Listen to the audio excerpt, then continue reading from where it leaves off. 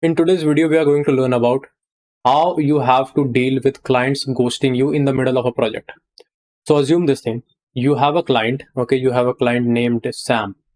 So Sam is a client who is paying you $1,000 for your copywriting services. Now the payment is due.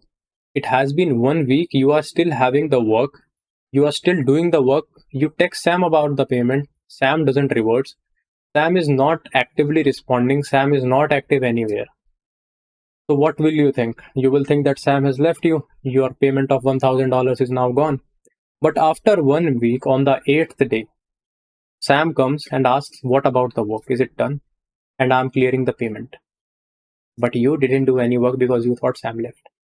This is a situation that is going to happen with you. If it hasn't happened, it is going to happen. Be prepared for it.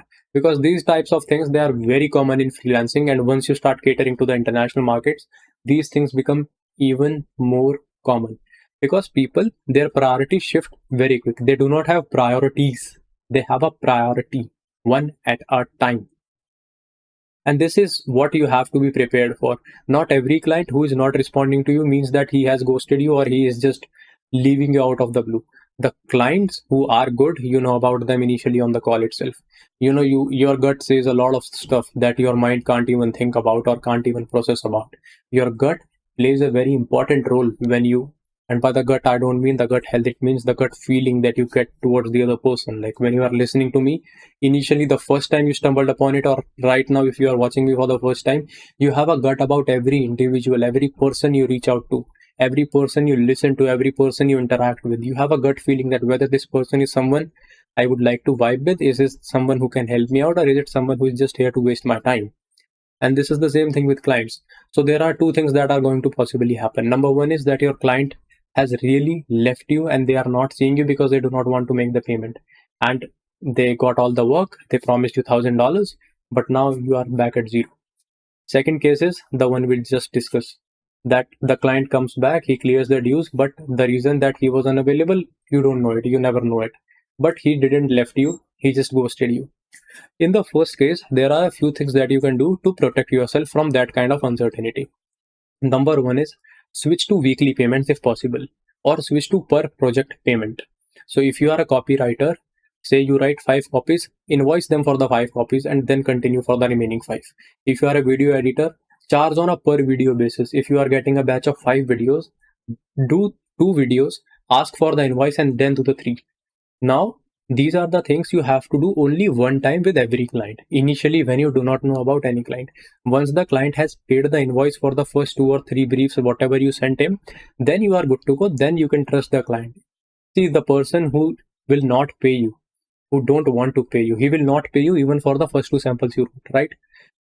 But a person who is paying you for the first 2 samples in 99.9% cases, and that I have been experiencing, that I have seen from my personal experience as well as from that freelancers I have trained, in 99.9% cases, the person who pays for the first 2 drafts has no issues with the payments of the remaining batches or the quantity, even if it increases or decreases. That person is always paying on time.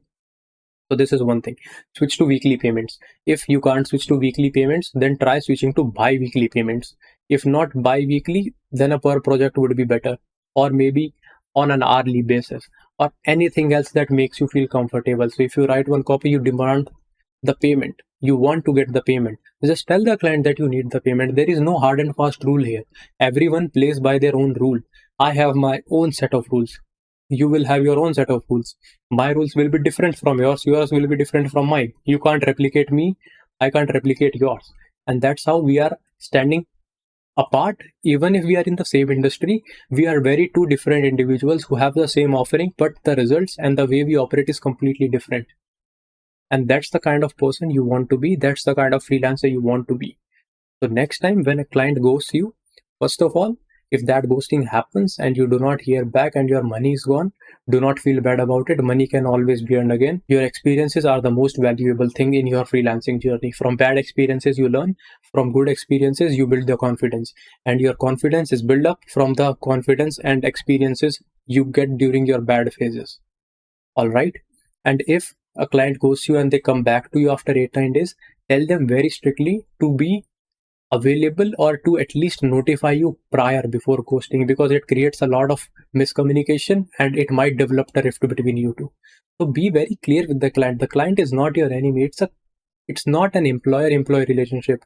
It's a contractor to a founder kind of relationship. So there is no hierarchy. You have to be very vocal. You have to take your stand. Otherwise, be ready to get crushed. So yeah, that is it for this quick video about client ghosting. This is one thing, like the video's impressions will be very low because many people, many freelancers, out of 100 freelancers, 90 freelancers do not even get a client. 10 freelancers get a client. Out of them, most of them do not even last longer enough to see or experience a client ghosting. So the impressions would be low, but this is very hyper niched down specific channel. So every video that is posted on this channel is not for the masses. It is for a very handful of audience. My audience is that. So if you fall under that audience, just write it down in the comment section.